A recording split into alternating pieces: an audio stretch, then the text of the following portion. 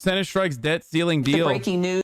That's right, folks. Let's get to it. This is a political commentator. Obviously, we are going to do some political commentary. You might be shocked to find out, but how much does that mansion cost you? Dog, it's literally all over the internet. It's just like, you just Google Hasan House, okay? Oh my God. Anyway, now that I jumped off that bait like goddamn sea bass, I don't even know if sea basses jump on baits. Let's do politics, dude. This is, let's go. Senate Majority Leader Chuck Schumer says the Senate has reached a deal to raise the national debt ceiling and avoid going into default. The deal temporarily increasing the debt ceiling through early December. ABC News Deputy Political Director Avery Harper here for more. So, Avery, Republican leader Mitch McConnell previously said Democrats would have to do this on their own. How did the deal come about? Well, we know that there were lawmakers working into the night yesterday to try and figure out if they could come to an agreement on Senate Minority Leader Mitch McConnell's stopgap, his extension, his short-term extension for raising the debt ceiling. He said that he would agree to raise the debt ceiling as long as Democrats had a fixed dollar amount that they would raise that debt ceiling by. And so today we know that it's going to be about $480 billion that we're going to expect for them to raise it. And that's enough to get them to December 3rd, which is going to be quite chaotic as they still try to figure out funding the government around the same time. And we will have to go, well, will we have to go through this all over again come December? That's the question. In short, yes. You know, the fact is that when you talk to Democrats will tell you that, oh, well, McConnell caved. And yes, kind of for now. Yeah, they just pushed it back to like an even more stressful time. So the fact that is that this kind of sets up an even bigger fight as they figure out trying to raise the debt limit again in December and also funding the government. So this is going to be quite the showdown on Capitol Hill as we head into the holidays. And so how could this impact other negotiations like, you know, something we've sort of been talking a lot about, bipartisan infrastructure? Right. Well, those negotiations are ongoing, and those are really intra-party, negotiations at this point. We're seeing the philosophical differences between different ends of and different wings of the Democratic Party, and the fact is that those squabbles are likely going to continue. It complicates those negotiations because, again, remember that Republicans were obstructing the raising the debt ceiling because they do not want Democrats to be able to pass that $3.5 trillion budget reconciliation plan, that spending plan focused on the social safety net. And so all the same dynamics still are at play. It's just going to all come to a head in December right before the holiday recess. Oh, perfect timing. We'll be very busy during the holidays. ABC News Deputy Political Director Avery Harper, great to see you this morning. Thanks, Avery. pretty good coverage of the squabble with Senator Whitehouse. Let's see it. Mitch McConnell this morning, after weeks of refusing to come to the negotiating table, criticizing and blaming Democrats for the debt ceiling crisis. Watch. They wanted to turn their failure into... Oh, trigger warning, chat, trigger warning, Mitch McConnell. Everybody else's crisis. Playing risky games with our economy, using manufactured drama to bully their own members, indulging petty politics instead of governing. Their entire failed approach to governing in a nutshell, on full display for the country to see. Joining us now for reaction, Democratic Senator from Rhode Island, Sheldon Whitehouse, who has been key not only in calling out Mitch McConnell's obstruction, but also in shining a light on dark money and the GOP's increasing reliance on it. You are at the intersection of just about everything we talk about. I wanted to talk to you for a while, so thank you for spending some time with us today. First, Senator, your reaction to Mitch McConnell. Well, the latest news is that it looks like Mitch just folded, and we are going to be able to go forward the way he originally suggested as Democrats and raise the debt limit. And we'll be able to do that at least through December, which gives us the necessary window of time and more to finish Build Back Better and pass that in the bipartisan infrastructure bill. So it looks like he's withdrawn his threat to blow up the U.S. economy in order to score political points, and we can go forward and do Build Back Better. Why do you think he folded? I suspect he was starting to get a lot of pressure from the financial interests behind him, who realized that he was playing with dynamite that would blow their fingers off. So you mentioned the financial interests behind him, and I've seen some of your comments as the Texas abortion ban has made its way through to the Supreme Court, and I wonder if you can speak about whether the extreme nature of the Republican Party that's so brazen now, and I guess maybe what's a distinction is that this version of the Republican Party is so openly extreme on abortion, on the Supreme Court justices, on the debt ceiling. And I wonder if you think it gives renewed interest to look at something you've talked about for a long time, the forces, the dark money forces. Yeah, it's the reason the Republican Party is openly extreme is partly Donald Trump. But more than that, it's that there's basically unified command and control over the party by a small group of extremist donors. And when you have a control by extremists over a party, you have an extreme party. And we know this because we've seen the Heritage Action tape that showed the dark money driving voter suppression. We know this because we have read the Washington Post expose of the hundreds of $millions of dark money spent on court capture. We know this because we've seen the dark money laid out in scientific journals behind the climate denial operation. And we know it because when you poke at Mitch McConnell's big money, it's dark money. And it's the same crew, and they're pulling all these levers. And the sooner Democrats start telling the public about this, the better off we'll be. So just explain, help me understand how those dark money interests were against what you just said, what the Democrats are going to be able to do, which is to avoid our country having to default, something 6 former defense secretaries warned against today. Well, I think their play was make Mitch take us as close to a debt limit crisis as we can to see if the Democrats fold. And when we didn't, they realized that a global economic meltdown led by a U.S. debt limit crisis was going to blow them up with everybody else. And so they pulled the plug on the plan. Mitch folded, and now we've got time to go ahead and do Build Back Better, which was probably ultimately their goal anyway. They wanted to get us tangled up in a debt limit fight so that we couldn't do Build Back Better. So tell me what happens next. We go do Build Back Better. Yeah, except, I wonder if that's how much fucking Mitch McConnell believes in Kyrsten Sinema being like the obstructionist figure in the Senate. That like, it doesn't even matter. Like, he's just like, fuck it. Like, they're gonna fucking tank this shit regardless. I hope there's more bullying occurring, by the way, for the record. So Twitch leaked how much streamers make. Trillionaire, mansion, poor. Oh, now I'm gonna fucking XQC thumbnail, dude?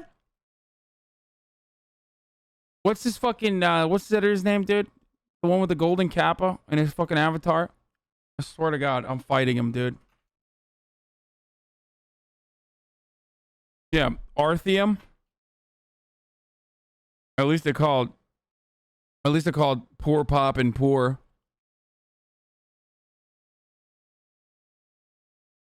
Anyway, let's keep going. The president put filibuster reform on the table. Do you need to do that? Do you do it through reconciliation? Just take me through the steps, because I think people feel the alarm. No, I mean, immediately we go to the floor with whatever Mitch has agreed to, whether it's us doing it with 50 votes or them providing 10 votes, and we clear the debt limit through December in regular order. And that's now done and a threat off our backs through December. And then we finish up the deal making between the White House and Speaker Pelosi and Senator Schumer and make sure our caucuses are all united, and we pass Build Back Better for once and for all. And then the American people see why they voted for Democrats.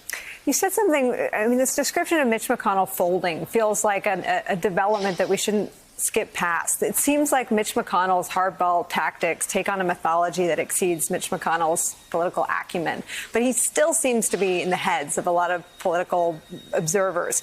And I wonder if you could just speak to what the president said yesterday about filibuster reform, not just around the debt ceiling, because it sounds like there's a legislative solution to that, but around the rest of a lot of these priorities, voting rights, perhaps reproductive freedoms, perhaps gun legislation. Well, that's a battle for the future. I think the thing immediately in front of us is to pass Build Back Better, which already gets around the filibuster because of its reconciliation nature. And we've got to put all our effort into getting that done and then passing through, getting the bipartisan bill done with it and putting that whole package before the American people to enjoy and appreciate. And I think that's got to be our key and immediate goal. Longer term, there are going to be more threats. In December, I think Mitch is going to try to run this same play. And it's going to be a question for historians whether Mitch McConnell is a sock puppet who is doing what he's told by a crafty, very well-funded dark money operation that's pulling his strings, or whether he's the evil genius that people sometimes fear. And I'm not going to offer an opinion on that right now. Okay, I had to try. I want to ask your personal views, though, about filibuster reform. Are you for it? I think that we've got to work our way there, but there are definitely things that we need to do. And if the filibuster is abused against us, we've got to break through it and get it done. We can't have a situation where a party that is run by dark money can use the filibuster to keep democracy under the thumb of dark money.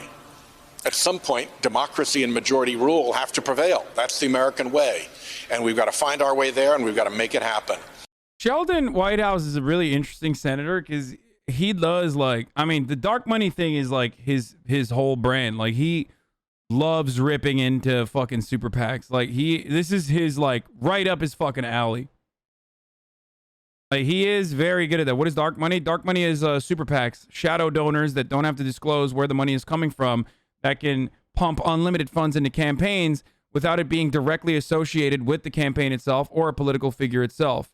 Don't Dems take dark money? Of course they do. Of course they do, and it's fucking terrible. Wasn't this a guy who was a long-standing member of a whites-only yacht golf club? I mean, I don't know, but he sure looks the part. I would not be surprised if that's the case. Why isn't that illegal? Because America, baby, is called freedom of speech.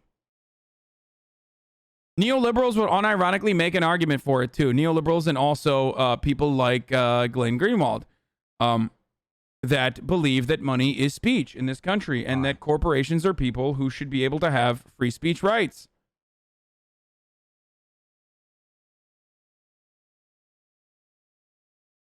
Did you pay all your taxes? Yes, dude. What a fucking dumb question. Shut the fuck up, unproductive chatters who are literally in here for a fucking dumbass fucking gotcha.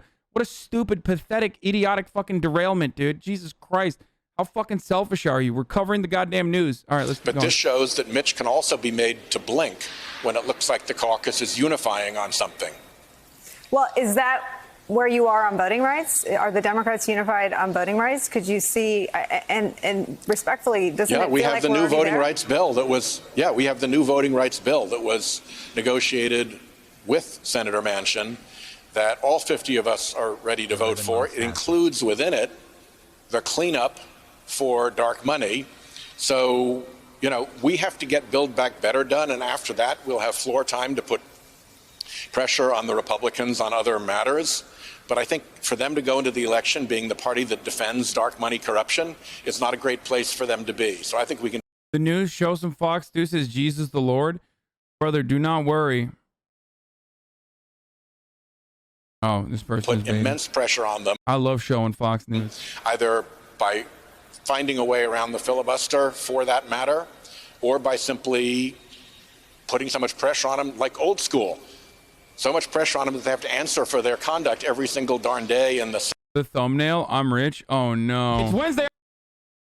Oh no. What did my editors do? Dude, come on. Leaked. I'm rich. Oh no, dude. Come on. They just cooked me, dude. Okay. Sorry. Let's keep going. Senate, that they finally throw in the towel and say, look, we're tired. The yacht story was proven to be Republican agitprop. of being painted as the party of dark money. We're tired of having to vote to defend dark money when people hate it. We give. And I think both strategies can work, and I don't want to get in Chuck Schumer's way about which strategy he chooses. But we can get this done. So I hear what you're articulating is a sequential nature to getting the Build Back Better bill done, but you're not ruling out filibuster reform. That's got to happen now. Okay. I want to ask you specifically about the role of dark money and sort of the reporting that's been done, the investigative reporting about the voter suppression laws. They seem to have been crafted in right-wing conservative think tanks. You and I both know where they are and where they were distributed. It seems to me that because they're so malevolent, it's hard to attach descriptions like wildly successful to them, but they have been. And 33 voter suppression laws and almost more alarming voter nullification measures have already been put in place. Do you feel urgency to, after the Build Back Better bill, turn to protecting voting rights in America? Yeah, absolutely, particularly the dark money piece of it. The way that I think we should think about this is that essentially a covert operation has been run against our country. And we're Democrats, so we're nice people. So we don't think Americans would ever do that against their own country. But the fact of the matter that we have to face is that a bunch of creepy billionaires have done exactly that, using the tradecraft that intelligence services use to run covert operations in other countries. They've used a dark money operation in this country to capture the Supreme Court, do voter suppression, deny climate change, and take over the Republican Party. Everything he said is 1,000% correct. Why is he telling the truth on TV? I mean, this is his thing. So Sheldon Whitehouse has always been like this. He fucking rips into super PACs all the time. That's his, like, there are, is he good? I mean, he's not bad. He's better than a lot of, like, the two things he's got going is climate change and dark money. That's his shtick.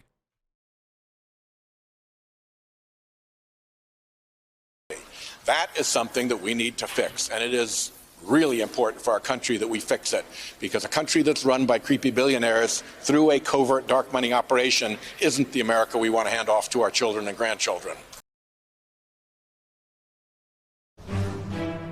We're back with breaking news on Capitol Hill. Senate Majority Leader Chuck Schumer announced just minutes ago that a deal has been reached to extend the debt ceiling through December. Joining me now from the Hill is NBC News national political reporter Sahil Kapoor. Sahil, what more can you tell us about this deal? What up, Austin? Jose, it's a short-term deal between the Democrats and the Republicans in the Senate to extend the debt ceiling from that October 18th deadline until early December. They have been working to finalize the details since late yesterday when they struck this general agreement, which essentially means that Republicans won't filibuster it. Democrats will still have to pass it on their own. They'll do it through regular order on the floor of the Senate. They won't have to do it through that circuitous reconciliation process, which Democrats had ruled out, but they will have to put a dollar number on it, which is a key Republican demand. They want Democrats to take ownership for the upcoming levels of debt that the United States is going to add. They're trying to connect it to that multi-trillion reconciliation bill, which Democrats say is a lie because the debt has been accumulated over many years, and much of it is partly because of the Trump administration. So it looks, if this deal goes through and passes the House of Representatives, like we will avoid. Why do Democrats have to negotiate anything with Republicans when they have majority? It doesn't matter. Like, having the majority doesn't mean anything if it's not filibuster proof, like fucking the debt limit or the raising the debt ceiling. In a situation like that, the Republicans can just like hold it hostage. Okay, I don't care about the debt ceiling anymore either. There was a school shooting in Texas.